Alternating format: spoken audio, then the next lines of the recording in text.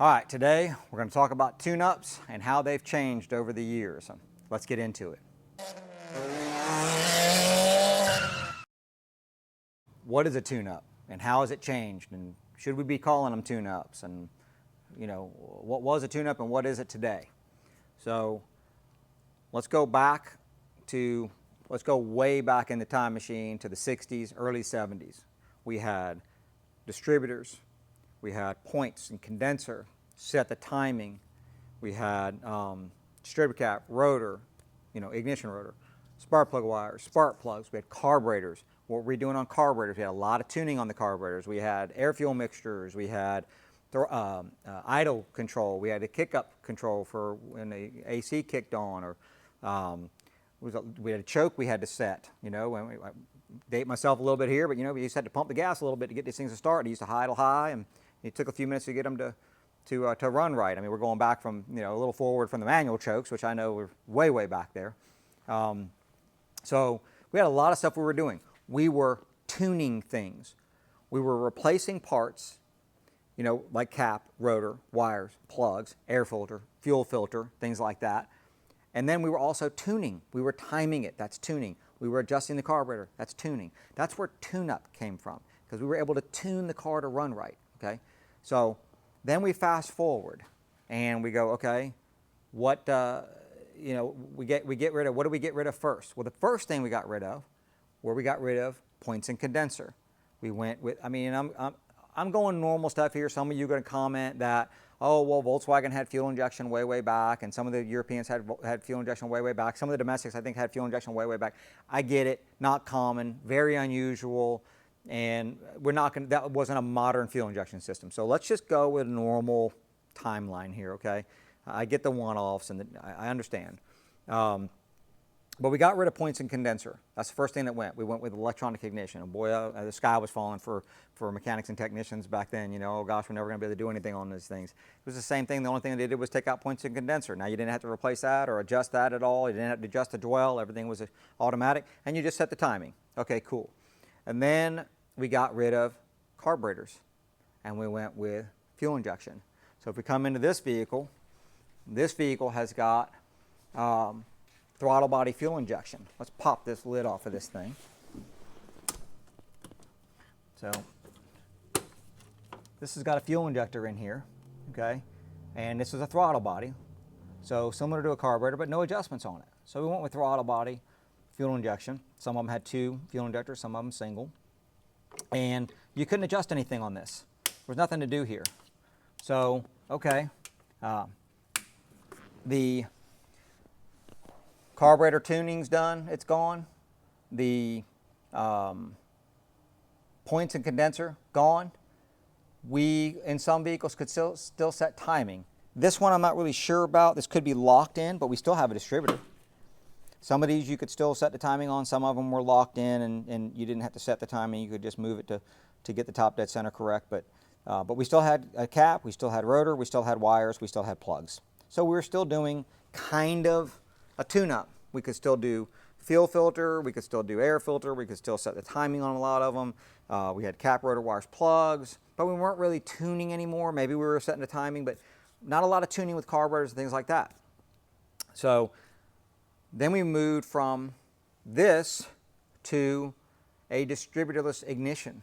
So when we did that, we got rid of the distributor altogether, and we went with coil packs to begin with, which was a set of coils built in that would fire 2 plugs at a time. And we didn't have distributors, we didn't have timing. Everything was you had a crank sensor, cam sensor, and everything was controlled by the engine control module. Okay, and at that time we still had some with throttle body fuel injection, and we had some that had port fuel injection now. So let's go over here, we'll take a look at this one. So this one still has a distributor in it. You can definitely still set the timing on this one, but now we've got port fuel injection. So we've got an injector at every cylinder, and we've got a distributor, we've got a cap, rotor, wires, plugs, and we've got timing 100% can be set on this one for sure. So we can still do something here. We still have a fuel filter on this vehicle. Obviously an air filter, we're always going to have an air filter. So you could still do a tune-up because we had wires, we had plugs, we had cap, rotor, fuel filter, okay? We're not really tuning anything though. There's nothing that we're tuning or adjusting, but we can still call it a tune-up because there's still a lot of the same parts, somewhat, for the ignition system. But the fuel side of it's pretty much going away at this point. There's nothing to do here. Maybe clean the fuel injectors, maybe clean the intake manifold, okay? And that was something that we did back in the day on these things, and it helped a lot make it run right. These injectors were kind of bad about getting gummed up. So then when we went with the coil packs, we got rid of the distributor, went with the coil packs. We still had spark plug wires. We still had spark plugs, but now we got no cap, no rotor. So we're trimming this thing down on what we can replace, but we had a coil pack with wires coming off of it, cap and a rotor. No cap and rotor, I'm sorry. We still had wires and plugs. We're not tuning anything. Is it a tune-up? I don't know. At this point, are we really tuning anything up? We're just kind of replacing a couple parts on this thing when it needs a tune-up. Then we got rid of the coil packs. When we got rid of the coil packs, unless we've got some of the remote ones, I know GM had some remote ones where we still had a little short spark plug wire, but generally it's going to be something like this. So this one, we've just got coils, ignition coils, on the spark plugs. So what are we replacing now? All we've got left is a spark plug in this thing. I mean, if the coil goes bad, you're not replacing coils as part of a tune-up, right? We're just doing spark plugs on this thing. We've got port fuel injection. We've got, maybe you can clean those, clean the injectors, maybe clean the throttle body, if you want to come in here and clean this. Some of them said do it, some said don't. I don't know that we can still consider that a tune-up. Personally, I'm like, I don't know. What are we doing here? We're just basically throwing some spark plugs in this thing and maybe cleaning the throttle body. This thing might still have a fuel filter on it, but maybe not. I doubt it even probably does have a fuel filter on it. So we're getting rid of all this stuff. No fuel filters, no wires, no plugs. I mean, we got plugs, no fuel filter, no wires, no cap, no rotor, no points, no condenser, no distributor. I mean, all this stuff that we tuned before and adjusted before is gone. Now we have spark plugs. And that's pretty much it. And with a gasoline direct injection vehicle, the injectors are straight into the cylinder.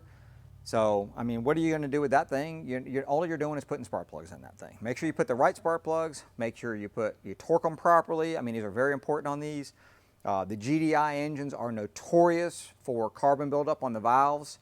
So I would 100% recommend to all of your clients that walk in the door, top tier gas, so toptiergas.com. Pick one of those gas stations. You don't have to use the premium, but pick one of those gas stations because it is much better gas, and it will help to lengthen the time between the fact that we're going to have to clean those valves. We do a GDI cleaning, and then we also have walnut blasting. Walnut blasting makes it like brand new again. We've had some luck with GDI cleaning. There's lots of different companies out there. We use ATS's 3C machine, which is a good machine, definitely a good machine, but it can be problematic depending on what kind of engine you're using on. You can't put it on every single car. So we want to make sure we are aware of that.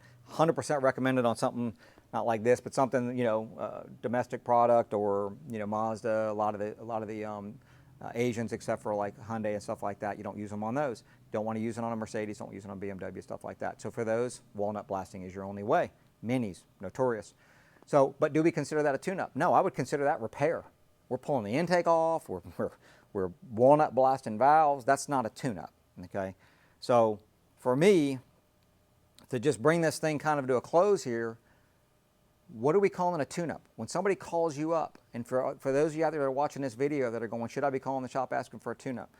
When somebody calls up and says, I need a tune-up, are you just giving them a price over the phone? And what are you giving them a price on? Putting spark plugs in it? Putting an air filter in it? Why don't you, I think the proper question would be, hey, I get what you're saying here, you want a price on a tune-up, but what's exactly going on with your vehicle? One of two things is going to happen. They're going to say, well, I just want it done. I just want maintenance done on my vehicle. I just think it's time. Okay, fantastic. Why don't we get it in? Let's look at the mileage on the vehicle. Let's look at the maintenance that's due on this vehicle. Let's give the vehicle a once-over, and let's get you the stuff that it needs, because a tune-up would just be spark plugs on a modern vehicle. The other answer you're going to get is, my car doesn't run right. People don't know what to ask. They go online, they're going on here watching videos. We know what they're doing. All you professional technicians out there, we know what they're doing. They're going on there Googling everything, right? I get it. So they just said, oh, well, I Googled it and, it says ask for a tune-up, okay? Well, do we want to do a tune-up on that car, or do we want to fix the running problem? We want to fix the running problem. So we don't want to just come in and throw some spark plugs in it and go, okay, well, now it's still running bad. Now what do you want us to do? Don't do that. Let's have a conversation with them. What's it doing? When is it doing it? You got to check engine light on. Is it flashing? Is it doing, whatever? How long has it been on? Let's have that conversation. Let's create a relationship with them. Let's get them in. Let's look at it. Let's determine what's wrong with it. Charge them appropriately for telling them what's wrong with it. For those of you out there that are watching this videos that are not in the industry, but you just want to know about tune-ups, be prepared to pay for diagnosis. I can have a whole video on that. Okay, maybe we need to do a video on that. But you need to charge for diagnosis, and you don't need to add it in or do it for free if you do the repair. We can get into all that. And for those of you that are just looking at this video wondering what a tune-up was and what should I ask for, be prepared to pay for diagnosis. It's not free. People spend time. We spend our professional life figuring out how to determine what's wrong with cars, and a good shop is going to charge you for that. So, and there's nothing wrong with that. If they're going to give you the right answer, they're not going to guess. Test, don't guess. That's the key to this. So that's my spiel on tune-ups. I hope it helped. I'd love to hear you guys' comments on it, what your experiences with it is. Some of you older techs out there, let me know the things that you used to do back in the day. We used to always, we could play around with spark plug gap, do all kind of weird stuff. I'd love to hear you guys' input on that. Newer techs, let me know. Have you ever worked on a car with points of condenser? Have you ever had to adjust them? Leave me some comments down below. Let me know what you think. If you got anything to add, I'd love to hear it. Put it down there. Let's have a conversation about tune-ups. So hope you liked it, and hit that subscribe button. We're almost at 42,000. At 50, we're going to have a giveaway. Almost at 42. We're getting there. We're getting close. Hit that subscribe. Hit that like button. Hit that notification bell. We'll see you in the next one.